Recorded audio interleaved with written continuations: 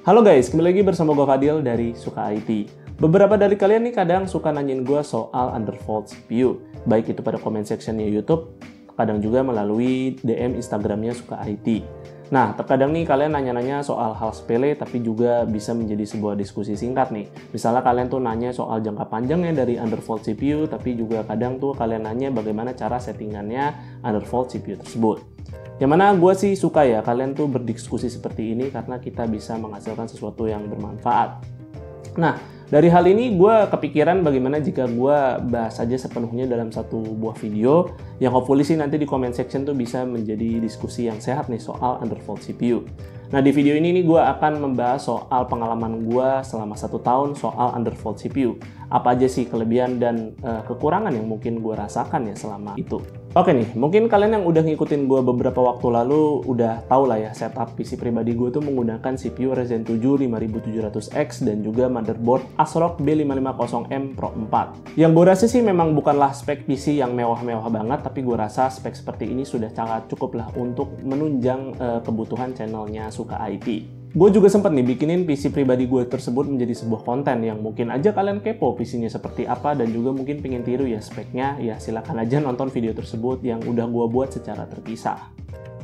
Oke nih, seri 5700X ini adalah CPU yang memang gue terlalu remehkan nih sebenarnya karena secara TDP dia kan cuma 65 watt aja. Nah, sebelum gue beralih ke Ryzen 7 5700X ini, gue tuh pakai Ryzen 5 3600. Yang secara teknis di atas kertas kan TDP-nya sama-sama 65 watt. Jadi dengan begitu gue mengasumsikan kalau kedua CPU ini tuh nggak perlu CPU cooler yang beda lah. Jadi ya setelah gue hijrah ke CPU baru ya CPU cooler yang lama dari Ryzen 5 3600 yang gue pakai lagi di Ryzen 7 5700X. Dan ternyata dugaan gue salah karena CPU ini kalau kita jalan default sih sebenarnya ya anteng-anteng aja suhunya ya adem lah bisa dikatakan. Tapi ketika gua aktifkan fitur PBO, si Ryzen 7 5700X ini menggunakan CPU single tower tuh bisa nyentuh suhu 90 derajat. Oke nih, kalau kalian nggak paham bagaimana fitur PBO bisa mempengaruhi performa si 5700X, kalian bisa lihat nih hasil tes Cinebench yang udah gua lakukan. Nah, di sini pada keadaan default tuh si 57X cuma dapat 13 ribuan aja, tapi ketika gua aktifkan PBO-nya, dia tuh bisa tembus sampai 14 ribuan. Yang tentu hasil ekstra performa kayak gini ya gue nggak mau miss lah ya, kita cuma aktifin fitur seperti PBO dan kita bisa mendapatkan ekstra performa secara gratis ya, siapa yang nggak mau gitu kan, gue sendiri pengen gitu, apalagi buat nge-export video tentu kan bakal jadi lebih kenceng. Nah, tapi yang menjadi concern kalau gue ngaktifin PBO ya suhunya tadi bisa 90 derajat. Jadi ya seringkali PBO-nya tidak gue manfaatkan, atau ketika gue pengen butuh nih, ya paling gue akalin dengan cara gue melimit TDP dari si 57X supaya nggak sampai mentok si TDP-nya.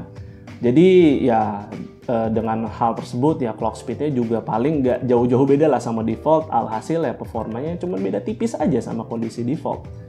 Oke nih, di sini gue contohkan aja nih. Nah, pada kondisi default, si 57X tuh anteng aja di suhu 62 derajat. Dan pas PBO dengan limit 95 watt aja, dia tuh udah naik sampai 72 derajat. Ya logikanya sih pasti si 57X ini tuh nge-push clock-nya yang super tinggi, jadi itu naik deh, suhunya cukup jauh. Dan secara power juga udah naik nih, sekitar 20 watt lebih. Tapi ternyata pas dilihat secara clock, ya bedanya cuma 160 MHz aja. Yang tentu secara performa naiknya juga cuma tipis banget nih di Cinebench. Jadi kelihatan kan si 57X ini tuh memang gampang sekali demam dan beda power 20 watt naiknya udah 10 derajat, tapi sayangnya nggak dibarengi sama performanya nih. Nah, tentu tidak semerta-merta nih, gue rekomendasikan kalian untuk beli CPU cooler yang mewah nih, kayak CPU cooler dual tower atau beli liquid cooler gitu. Enggak. Kalian cukup aja menggunakan CPU cooler single tower yang terjangkau. Karena di sini dengan melakukan undervolt CPU, ya itu tentu bisa menyelamatkan kantong kalian dan menjadi obat demam nih. Dan terkadang nih, dengan melakukan undervolt ini, performa CPU-nya bisa jadi lebih naik lagi. Tapi tenang aja nih, undervolt CPU Ryzen nih nggak bikin otak kalian tuh meledak, karena di sini kalian tuh nggak perlu mikirin settingan ini, settingan itu. Kita cukup memahami sebuah fitur yang bernama Curve Optimizer, yang di sini AMD tuh sudah menyediakannya untuk mempermudah user supaya bisa melakukan overclocking dan undervolt tuh dengan cara ya kita mainin value aja tanpa perlu mikir ya kayak settingan voltase ataupun clock speed. Jadi sebenarnya sih gue udah pernah bahas nih tentang fitur Curve Optimizer ini pada sebuah video terpisah. Jadi ya kalian silakan tonton cuplikan video tersebut yang kalian bisa lihat sebagai berikut. Nah, gue jelasin dulu. Core Optimizer ini fungsinya untuk menaikkan dan menurunkan voltase. Bedanya dengan overclocking manual, voltase yang diberikan itu nanti bakal si algoritma yang menyesuaikan. Dan kita hanya perlu memberitahu voltasenya itu perlu naik atau turun. Karena kita di sini pakai stock cooler, tentu cara untuk memaksimalkan performanya adalah dengan menurunkan voltase CPU-nya. Alias kita akan melakukan undervolting. Yang tentu ya sama seperti melakukan overclocking, hasilnya ya akan sangat bergantung dengan CPU yang kalian punya. Jadi sebagai disclaimer di sini apa yang gue praktikan tidak menjamin akan berjalan stabil pada CPU yang sama. Oke, kalau kalian sudah paham di sini kalian pilih curve optimizer-nya menjadi Alcor dan pada optimizer sign-nya kita pilih negatif. Lalu pada optimizer magnitude, ini bisa dikatakan sebagai range voltase yang perlu ditambah atau dikurang. Dan tadi kita udah pilih negatif, maka voltasenya akan dikurangi. Berdasarkan penjelasan resmi AMD, variabel maksimal yang bisa dimasukkan di sini adalah 30. Yang tiap jumlah 1 itu diperkirakan setara dengan 3 mV sampai 5 mV. Saran gue sih kalian mulai aja dari memasukkan 10 di sini dan tambah terus 10 sampai 30 atau sampai tidak stabil nih hasilnya. Baru kurangi 5 sampai menemukan hasil yang stabil. Nah, itu tadi penjelasan soal fitur Curve Optimizer. Tapi sebelum kita terusin ke eksekusi bagaimana melakukan undervoltnya, di sini gue pengen kasih lihat ke kalian dulu. Di sini gue nantinya akan menggunakan CPU cooler single tower dari Cooler Master. Nah, cooler ini namanya Hyper 212 Halo Street Fighter TU Edition. Ya, jadi untuk produk ini si Cooler Master tuh lagi kolaborasi dengan franchise video game Street Fighter. Yang sayangnya sih gue nggak begitu ngikutin gamenya ya. Jadi silahkan nih, kalian nilai sendiri desain yang dibawa oleh produk ini. Dan sebetulnya collab ini tuh bukan hanya dalam bentuk cooler ini aja. Di sini tentu ada juga kursi gaming, terus ada peripheral, terus ada power supply. Tentunya juga ada nih liquid cooler, yang kayaknya sih kok bagus nih desain liquid coolernya. Dan juga tentunya ada casing yang oke juga nih desain casingnya. Dan di sini buat kalian yang ingin lihat full PC build menggunakan produk-produk kolaborasi ini, kalian tuh bisa cek channelnya Kang Bumi 11 Hardware. Di situ tuh Kang Bumi bikin PC build menggunakan semua produk collab ini. Jadi ya untuk sisi estetiknya gue serahkan pada channelnya Kang Bumi 11 Hardware. So anyway, untuk Hyper 212 Halo ini tuh agak berbeda nih dari Hyper 212 biasa. Karena di sini terlihat dari desain heatsinknya itu lebih premium. Nggak polosan lah macam aluminium tuh kayak si Hyper 212 biasa. Ini tuh udah di full coating warna putih, yang kecuali tentu untuk bagian thermal contactnya. Jadi gue rasa sih cooler ini akan sangat cocok nih untuk kalian tandem nih pada rakitan PC full tema warna putih. Nah, sebetulnya sih di sini ada varian warna hitamnya juga. Tapi untuk edisi Street Fighter ini itu hanya tersedia dalam edisi warna putih saja. Dan by the way, cooler ini juga dilengkapi nih dengan RGB-RGB-an, serta fan CPU-nya ini bisa berputar sampai 2000 RPM. Oke nih, saatnya gue kasih tahu ke kalian mengenai settingan Curve Optimizer yang gue gunakan pada Ryzen 7 5700X milik gue pribadi. Nah, untuk mengakses fitur ini, kita tuh perlu terlebih dahulu mengubah PBO dalam keadaan manual. Nah, di sini tuh 5700X milik gue pribadi tuh stabil menggunakan konfigurasi negatif 15. Tapi di sini gue perlu ingatkan kalian sekali lagi kalau jangan langsung tiru settingan ini plug ketiplak. Sekalipun kalian menggunakan CPU yang sama seperti gue di sini yaitu si 5700X. Karena walaupun CPU-nya identik nih, belum tentu kita memiliki settingan konfigurasi yang sama.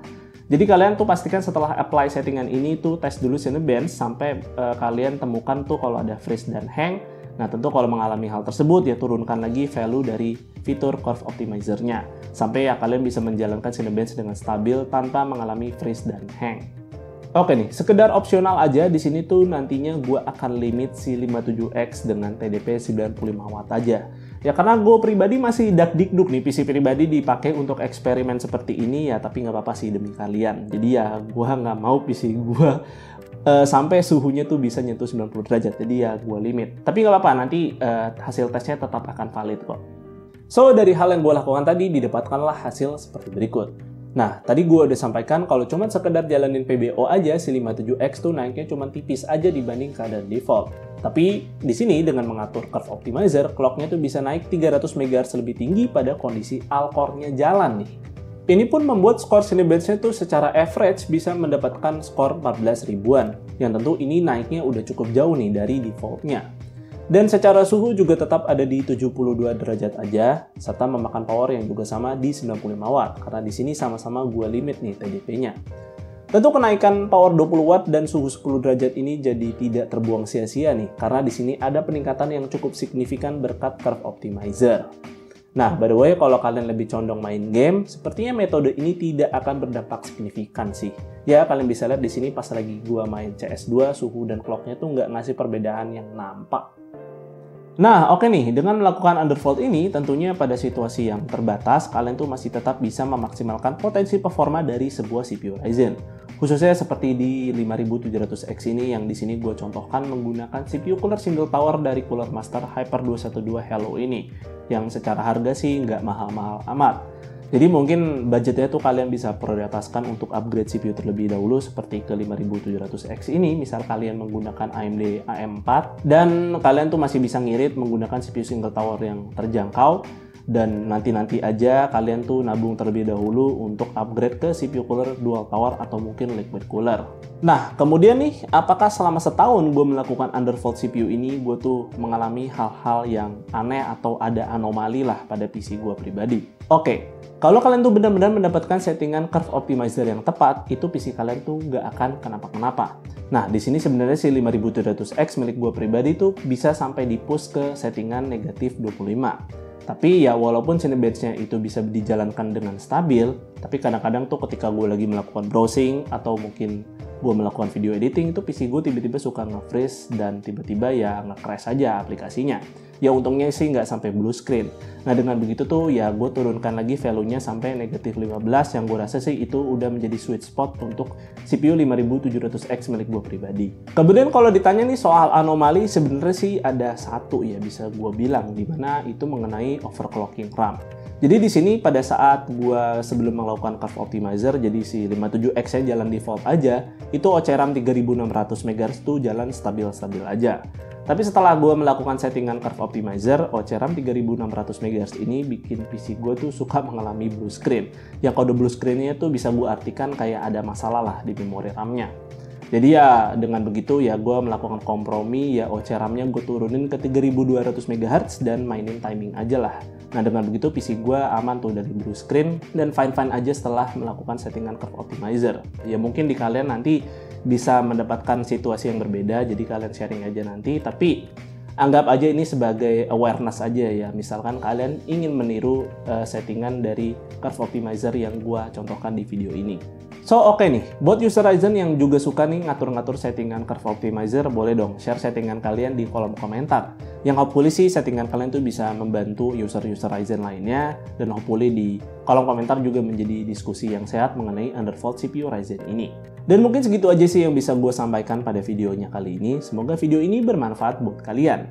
Jika kalian berkenan, like dan share video ini, dan jangan lupa subscribe channel Suka IT jika kalian nggak mau ketinggalan kontennya. Dan jangan lupa juga follow Suka IT di Instagram dengan nama @suka_IT.